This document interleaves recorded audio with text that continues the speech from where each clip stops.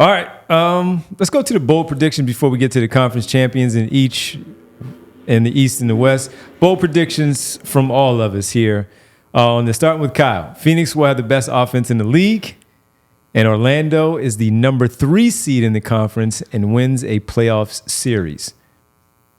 Well, the playoff series part, I think. Okay, so wait. That's fine. Who are the top 2 seeds?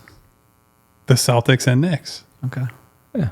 What did I tell you on the show just yesterday? reminding people who maybe didn't listen. I am, and this start to the season for the Sixers has given me more reason to be like, these guys are a little bit taking the regular season for granted. I think Orlando, the advantage of being a young team in the regular season is that all those guys are still like, these games matter. Like those games in Boncaro's not load managing. Mid-January. Yeah. Franz Wagner and Paolo, and I mean KCP to a lesser extent, but we'll see what happens with him. Those guys are like, we are on your ass in the regular season. I think they're going to win 50-plus games as long as they're healthy. And I think the 3-6, it'll be like them against, I don't know, Miami or a team like that. And look, Jimmy Butler against a young Magic team, I think will do some damage, but I have a lot of belief in them. And then the Phoenix prediction that I think they'll be the best offense in the league. Mike Budenholzer, for whatever his issues are as a playoff guy, he is an elite system setter.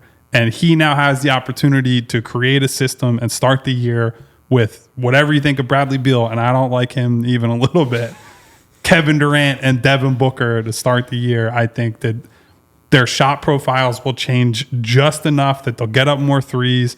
I obviously believe in Grayson Allen as the 6th man. So it's a high bar to clear, right? Like the Celtics offense was amazing last year. You have teams like the Nuggets who are built around Jokic, who's one of the best offensive players ever. But that's my bold take. Phoenix #1 offense. It is a little problematic when you're saying, I don't like their 3rd best player even a little bit. And they're going to be the best off. But that's why it's a bold prediction. It's a bold take, yeah. And 1 and 2 are so good that the 3rd player, you just I also think like the guards that they got between Tyus Jones and Monty Morris. They stole Tyus Jones. Yes. And I think having guys like that as it's just like you get the ball to KD and Book and Beal and knock down at their shot. spots. And that's it. And that's your job. I think that's going to help as well. Yeah. Can we look at Derek's Bree one more time up on the screen? Hawks will be buyers at the deadline. You mentioned that already. I did mention that already. Yep. Jimmy Butler traded I love the Jimmy one. That's a great one because him and Riles are... They clearly don't want to extend him.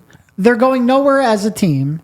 And add those 2 things together. He wants his money. He wants to win. If both of those aren't happening, fireworks could happen. Are you combining those predictions? Is he going to Atlanta? No, I'm not combining those. Where do you think Jimmy honestly, ends up? That would be a pretty good spot for him. But no, I'm not combining if you obviously not holding you to this. And to be clear, the Sixers do not have aggregatable salary, so cross them off the list. If you had to guess, where does he end up if he's getting traded? West Coast, East. I don't know. That's a good question because you have to have the right culture to absorb Jimmy into. Do you break up finally the Cleveland thing and?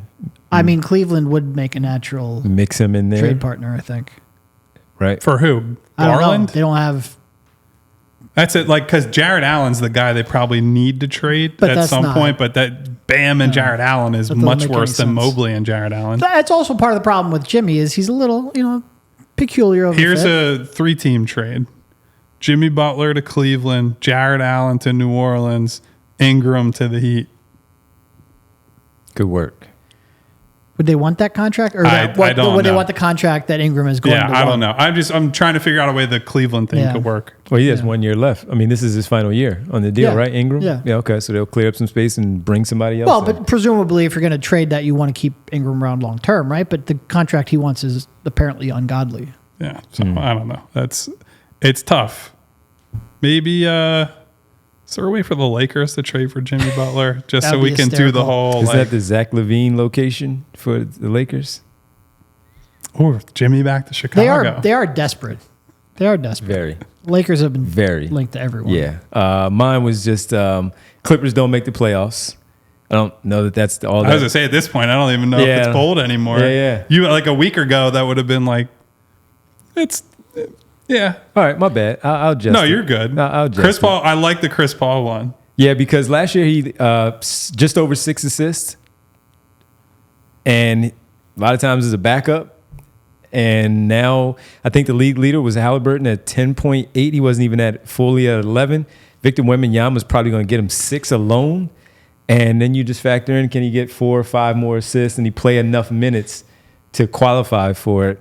He's going to get a lot of assists with that team and with that young guy. Play enough games, play enough minutes. I think he might be right there in the mix. I would say this. If Chris Paul leads the league in assists, Victor Wembanyama will be on one of the 2 top All-NBA teams. Because I think if Chris Paul is averaging like 11 assists per game, that means Wembanyama's scoring average has gone up by probably 7 points. Well, I was conservatively. I was told on this show that he has no bag. Well, I also said I don't think he's going to be good enough offensively. I'm not the one making the lead the league in assist prediction for Chris Paul. I also didn't say he has no bag. That's what you're talking to 2 different people.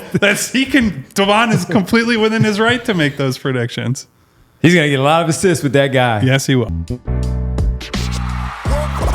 We all silly like the mayor.